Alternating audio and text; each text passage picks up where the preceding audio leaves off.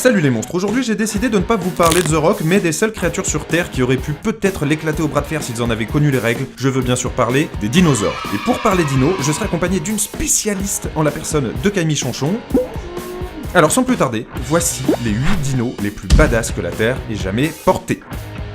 Numéro 1, le Sauroniops. Le Sauroniops fait partie de la grande famille des Carcharodontosauridae. Ça veut dire en gros des lézards à dents de requin, ce qui est déjà un bon argument de badasserie, mais il y a mieux. Son petit nom veut dire œil de Sauron.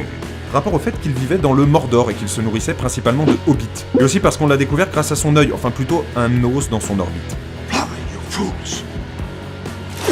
Numéro 2, le Therizinosaurus. Vous voyez la sprinteuse Gail Devers, celle qui avait des ongles ultra longs? Eh ben le Therizinosaurus, c'est pareil, sauf qu'il était recouvert de plumes, que ses bras faisaient 2,50 m et que ses griffes atteignaient 70 cm. Si jamais un jour vous en croisez un, ne paniquez pas, les paléontologues pensent qu'il était herbivore. À vous de voir si vous voulez vraiment vérifier. C'est une jolie allitération ça, à vous de voir si vous voulez vraiment vérifier.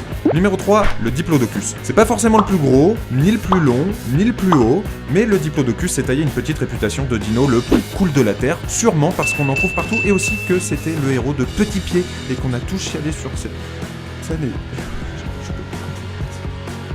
Numéro 4, le Quetzalcoatlus. Si vous foutiez un serpent, un héron et beaucoup d'alcool dans un labyrinthe, vous pourriez vous retrouver avec cet immense truc volant que les mecs de Dinotopia chevauchent parce qu'ils ont clairement compris qu'on était face au meilleur dino point à la ligne. Le Quetzalcoatlus tire d'ailleurs son nom d'un dieu aztèque, donc c'est clairement autre chose que votre chat Anakin ou votre chien Patrick. Là on part quand même sur quelque chose de qualité premium finalement. Numéro 5, le Tyrannosaurus Rex. Je vous entends déjà vous moquer de ses petits bras parce que c'est la mode sur internet de se foutre du T-Rex.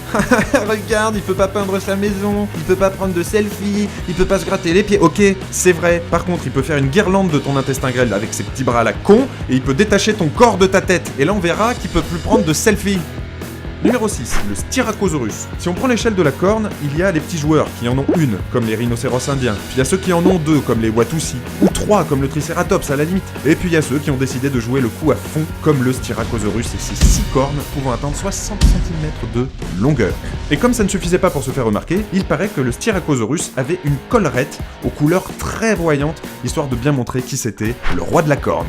Numéro 7, le Stygimoloch ou Stygimolor. On a vu que les paléontologues étaient des fans de Tolkien, mais moi j'ignorais qu'ils étaient aussi fans de métal. Et ouais, quoi de plus métal qu'appeler un dino le démon de la rivière Styx? Je sais pas vous, mais un album de black metal joué par des dinos, moi j'achète immédiatement et même pas je le pirate.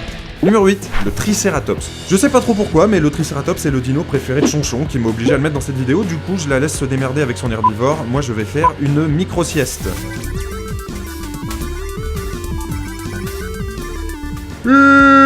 Voilà, je pense qu'on a fait un bon tour d'horizon des grosses bêtes à écailles et à plumes. Moi je vous laisse, j'ai l'album de Stygimolor à chroniquer. Ciao!